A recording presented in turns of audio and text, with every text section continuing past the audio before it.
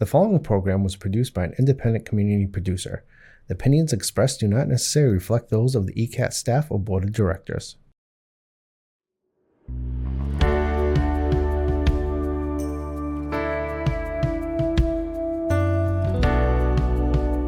Giving a voice to the voiceless, pulling stories out of the shadows and putting them under the spotlight, making sure that each person is valued and cared for.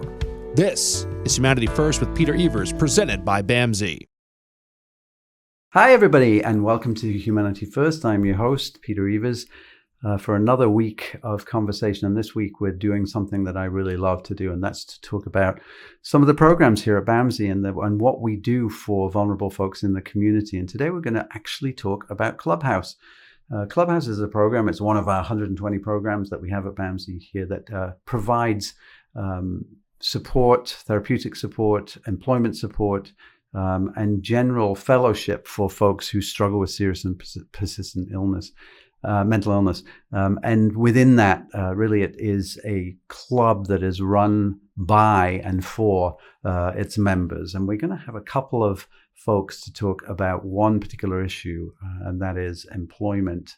And so we're going to have two members of the Clubhouse, and one of our employees, Stephanie Martin, is going to talk about employment and its role in treatment and recovery from mental illness. One of the things that I talk about a lot on this show is the isolation that people with mental illness and addiction suffer with. And Vivek Murthy, who is the Surgeon General, has said on a couple of occasions that loneliness and isolation is a bigger killer for our elderly population than cancer is. And it's a real indictment on our society. And a lot of the work that the Clubhouse does is actually reducing that stress on human beings around being isolated. And of course, employment plays such a massive role. When we think about employment in our own lives, we spend an awful lot of time at work. We develop relationships. A significant number of relationships begin in the workplace. Not working denies people all of those benefits. And those benefits, of course, of an income and paying taxes and all of those things. So Clubhouse is extraordinarily important in the array of services that we provide for people with mental illness. So we are going to meet those three amazing individuals when we come right back. Thanks. Hi, I'm Jamie. I'm an essential worker here at BAMSI, and I'm a nurse. Nurses are essential here at BAMSI because as nurses, we really have the opportunity to make an impact. We have very small ratios, so we have the opportunity to really learn everything about the person served and be able to give the best care. It really serves such a great purpose for me as being a nurse and really why I came into nursing. Learn more about nursing opportunities at bamsijobs.org. Giving a voice to the voiceless, pulling stories out of the shadows and putting them under the spotlight, making sure that each person is valued and cared for. This is Humanity First with Peter Evers, presented by BAMSI. Welcome back, everybody. And as promised, we have some very special guests on the show today. And really, it is one of my favorite things when we give the podcast over to talking about services that we provide at BAMSI. And as everybody knows, who listens to this show, we do a lot of things at BAMSI. And one of the things that we do is we run a clubhouse. And when you hear the word clubhouse, oftentimes before I knew what clubhouses were, I used to think about, kids in tree houses and, and all sorts of fun going on. I think a lot of fun goes on at the clubhouse, but it has a slightly different edge to it. So let me introduce our guests today. So we have Stephanie Martin, who is our employment coordinator at the clubhouse, and we'll open with you in a minute, Stephanie. But a huge thanks to a couple of members of our clubhouse today. That is Karen. Hi, Karen. How are you doing? Fine, thank you. And Samantha. How are you doing, Sam? I'm doing pretty good, thank you. Good. Well, let's dive right in. Of the 120 programs that we have, the Clubhouse is one of them. Stephanie, give us a thumbnail of what we do on a daily basis at Clubhouse. Sure. So as you said, Clubhouse, I kind of thought that too when I first started, like, oh, this is a hangout, like treehouse and stuff like that. But it's so much more than that. So clubhouses historically have always been a place that have welcomed folks from all walks of lives. People who have faced homelessness or people who have been doctors or lawyers previously in their life. Mental health issues or mental illness can affect us all. So everybody's welcome at Clubhouse. You walk into Clubhouse and it doesn't matter what you're going through, you will be greeted and you will be welcome. I actually have some people who commonly tell me, anywhere else I go, I feel weird, but I'm not weird here. That's lovely. And that's really what it's all about. So in 2022, which was shortly right before I started, we were recontracted to what's now called Work Order Day, along with all the clubhouses in the state of Massachusetts. And the point of that was that clubhouses kind of went from being historically that hangout to now more focused on the experience of work, involvement, and education. That's where I come in as employment coordinator. So inside Clubhouse, we have plenty of opportunities involved in the Work Order Day. We have a schedule that we follow. We encourage, we work with a skeleton crew for a reason, because Clubhouse members are the heart and soul of the Clubhouse. And so we're there to assist, but it's really the members who run the Clubhouse. Can I just stop there? Because that's something that really does distinguish a Clubhouse, doesn't it? And you talked about Massachusetts there, but there actually is, I always think of James Bond when I hear this, but international man of mystery, but we are actually members of the international Clubhouse movement, right? So this is something that goes on in Sweden, it goes on in China, it goes on all the world, over the world. And I think that's just a wonderful thing that we have something in common with people who struggle with mental illness all over the world. And as we know, in all cultures, mental illness and its occurrence is pretty much the same everywhere. Sorry to stop you there, but that's a really distinguishing feature. That is a distinguishing feature, and you're absolutely right. There's clubhouses everywhere. We're part of Mass Clubhouse Coalition, which is all 135 clubhouses in the state. And which is under Clubhouse International. So we're in the smaller Massachusetts plus international. And when we talk about work and involvement, it goes inside the Clubhouse. There's anything that needs to happen, whether it is making lunch, cleaning. It could be sometimes doing things like the books with our financial officer. Members are involved in everything, and they're encouraged to do that. We have several members, much like the ladies I have with me today, who do not stop, who really enjoy it. And you can see through the positive change in their life how the experience of work helps them. And we have many members, currently 31% of our members, working in the community competitively. Wow. Which is actually pretty good with, in Brockton, it's a bit tough. We have higher poverty than other places and things like that. But in Brockton, we're kind of leading the race in the state with Clubhouse employment, which is fantastic. So if I may, another question. Clearly, we rely on employers in the local vicinity, like Brockton and other areas, to provide places of employment for people. Is that right? That's absolutely true. Historically, a lot of employers might think someone with disability status, it's not a real job, but it is. It is a real job. And we have several members who have really, really great skills who teach us as staff things on a daily basis. But that is absolutely true. So one of the things that we frequently do is reach out to our community partners, small places, big places, and try to get employment opportunities, just basically giving someone a chance to get on their feet.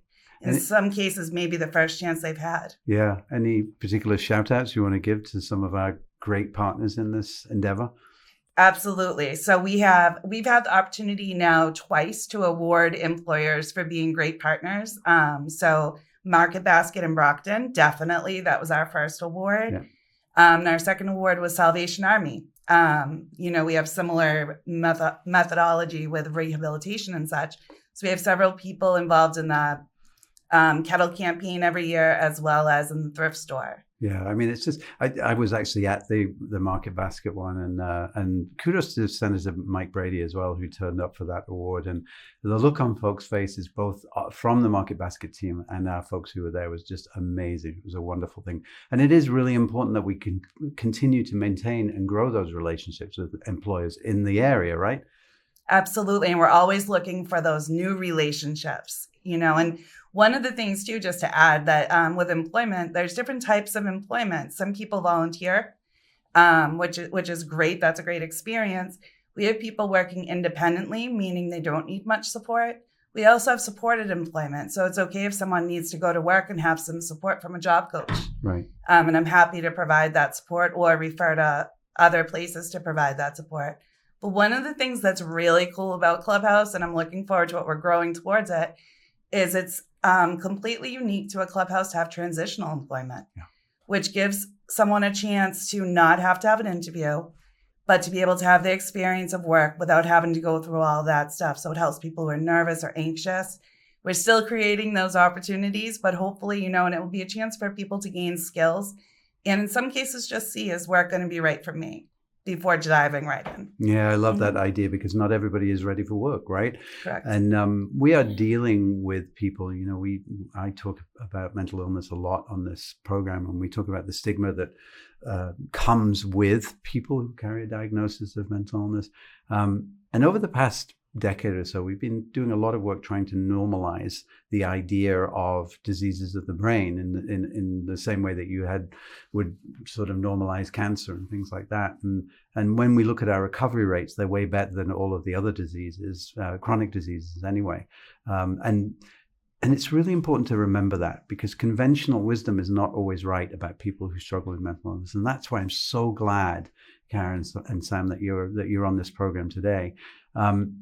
One of the tropes that people have is that people with severe mental illness don't work. Well, let's talk about that, because we do, right? So sometimes maybe we could start off with your story. Tell me a little bit about your journey to the Clubhouse and what work has meant to you, and indeed why you're working. Well, I started coming to the Clubhouse in 2016 when I moved into my first group home. It was kind of rough. I didn't really think, like I had several jobs before I went into the group home that just weren't fit for me. But then when I came back to the Clubhouse in 2021, it was, they welcomed me back. And then I met Stephanie here, who worked really hard with me to find a job that would fit me and make sure, I'm okay. And the job I've now had for a year and almost 7 months, the longest job I've ever had. My boss is great. He understands mental health. My coworkers are great, keeps me going to work, and showing my family that my mental illness is not me, that I am doing what I'm supposed to be doing. Right. That it's not defining you. No. That you're out there. What kind of work are you doing? I work at Cumberland Farms in Bridgewater. So that's customer facing, as we say? Yeah, I have spoken to my coworkers about doing the register and cooking, but they're like, no, we'd rather have you continue to help us clean and do what you do, because we don't want you to get pressured or feel uncomfortable. And now that they have different coffee stuff, and they're going to help me, like, they don't get mad if I don't know how to do it. They're willing to help me, and they're very, very supportive of what I do, and they appreciate me. That is wonderful to hear, and a big shout out to Cumberland Farms. And I do like their coffee. It's really good. Yeah. And it's cheap as well, right? Well, the prices went up, but It's better than Starbucks. Don't mention that. Starbucks costs $7. Yeah, that's right. That's where we don't go to Starbucks. But a big shout out to Cumberland Farms, because again, employers who are willing to sort of put their toe in the water around Clubhouse and employment supports almost invariably come back, the ones I've spoken to, and said, I didn't know this was a group of people who could work so hard, who could be so loyal, who could work for so long. And, in an employment environment now where it is really difficult to hire, employers are beginning to think, well, maybe this was something we should look at. And I think, people like you, Sam, are proving us right? That mental illness does not define any individual, and everybody is capable of recovery. yes. And the arc of that recovery is different for every person, right? Mm-hmm. Yeah. But work, employment, the idea of not being isolated in your room is just so important to everybody's overall recovery. And earning a bit of money helps as well, right? Yeah. Yeah. Like my boss has called me a role model at that job. Yeah.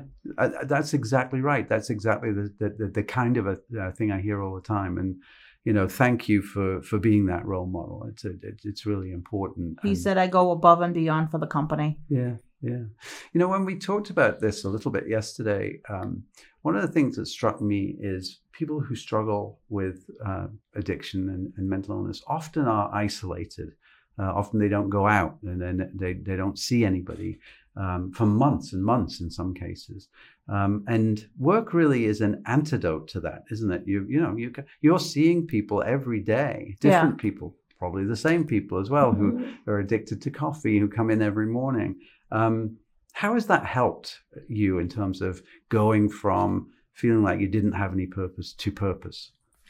It makes me feel really great about my life, be productive and not so much in my head. And, I do have mental health books on my mental health that I've gotten, and I worked on them a few times, but it's actually helped me understand my mental health, and that if I can do it, anybody can do it. Yeah. Karen, can we pivot to you? Yes. I know you've been quiet, but let me ask you a question, Karen, because one of the things that Stephanie talked about right at the beginning is everybody has a different place in the workplace, right? And right now, I'm looking for employment. I'm tired of staying home. Right. But one of the things that you like to do, and lots of people do, is volunteer, right? Right. So I'll take a second just to talk a little bit. I do the bag lunches. Yeah.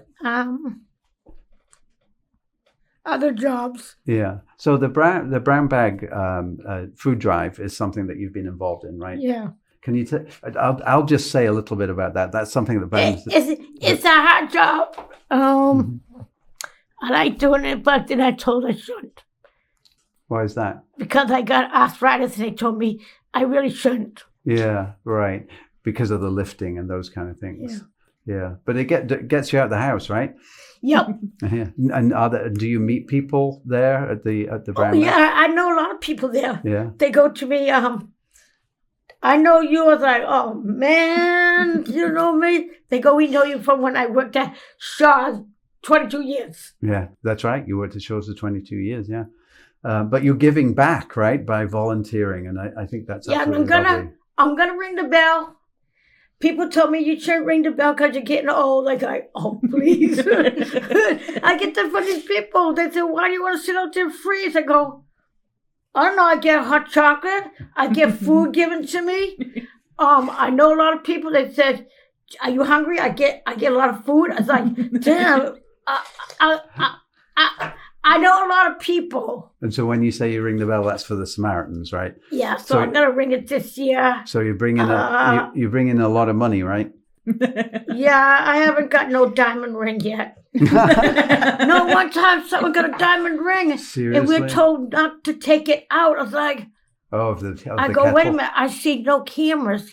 I go, but you could be my boss and walk up and it's like, oh man. Yeah. But what else I want to do? I want to work at a pet shop. Oh yeah, that would be wonderful, right? Well, Karen, thank you so much for that, because it really is a community effort. And I will say that we do this every Thursday, and we do it. I'm going dancing tonight every Thursday.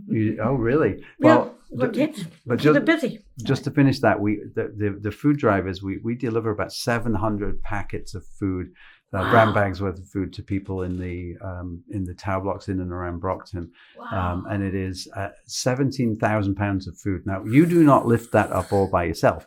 We do it. A lot of people do that. We lift the bags. And it's wonderful. It really is. So thank you so much for that. So, Stephanie, back to you as we think about. I think we'll do a brown bag again soon. Mm-hmm. Yeah, Next week. Yep, that's right. Well, next week I'll see you there. So, Stephanie, as we think about this, and we think about loneliness and isolation, and especially in with elders who have struggled with mental illness all their lives, Vivek Murtry, the Surgeon General, said that the biggest killer of our elderly population in the United States is loneliness and isolation. That is true, I think, for people who struggle with mental illness as well. That loneliness and isolation is something that they have to contend with. Work is so important, not just for the work, right? But it's fulfilling. It gets people out there. Is it as important as a pill or therapy?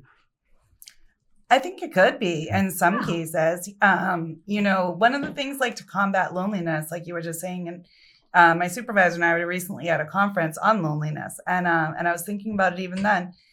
is with the clubhouse, we have older and younger members. Yeah. So like this example today, we have one of our youngest and one of our olders here. And so this shows you that somebody who, like Karen said, she's not old enough to retire, No. but she has the chance to show the younger generation, and the younger generation has the chance to show some of the older generation things like computers and other things, and together they come together. And that's such a nice thing, isn't it? Because I think in our society, there aren't that many opportunities for different generations to get together and learn from each other. So that there's something that we could really get from that for the entire population. Absolutely. Well, you know what? As usual, we're running out of time. And I know that before you were saying you were a little anxious about that. Well, it did not come through at all. We had a lovely conversation. And as usual, what happens with this is that people who knock it out of the ballpark, we ask them to come back. So maybe you could come back and talk in a few months about what's going on at the clubhouse. Maybe by then I'll be working. Yeah, maybe so. And just to say that the clubhouse is funded by the Department of Mental Health, which is our state funder through eligibility. And if people want to know more about it, please visit BAMSI.org and look under programs and have a look at Clubhouse. I think we've got some lovely pictures up there. So thank you so much. I really appreciate you coming in. And we'll have you in again soon. Thank Thank you. you. Thank you, everybody. Bye-bye. Bye.